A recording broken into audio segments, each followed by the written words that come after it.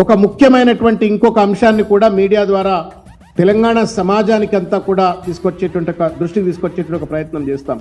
ఈ ఫోటోలో ఉన్నటువంటి ఒక పెద్దలు గౌరవనీయులు ఆంధ్రప్రదేశ్ శాసనసభ్యులు మంత్రివర్యులైనటువంటి తెలుగుదేశం సీనియర్ నాయకులు శ్రీ నారా లోకేష్ గారు, అదేవిధంగా మన్నీ మధ్యనే భారతీయ జనతా పార్టీకి ఆంధ్రప్రదేశ్ అధ్యక్షులుగా నియమించబడ్డటువంటి బీజేపీకి అధ్యక్షులుగా నియమించబడ్డటువంటి ఒక మాధవ్ గారు.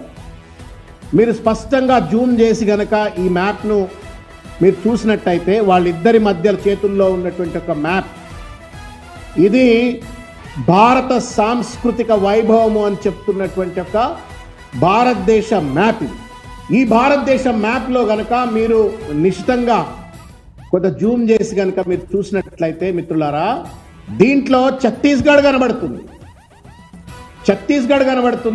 కొత్తగా ఏర్పడ్డ ఛత్తీస్గఢ్ రాష్ట్రం కనబడుతుంది, జార్ఖండ్ రాష్ట్రం కనబడుతుంది.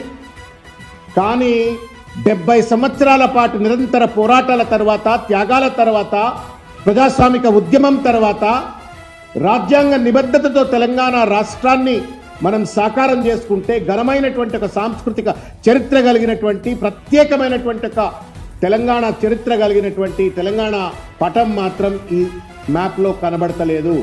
ఇచ్చేటాయనకు బుద్ధి లేదు, తీసుకునేటాయనకు కూడా బుద్ధి లేనట్టుగా స్పష్టంగా కనబడతా ఉంది.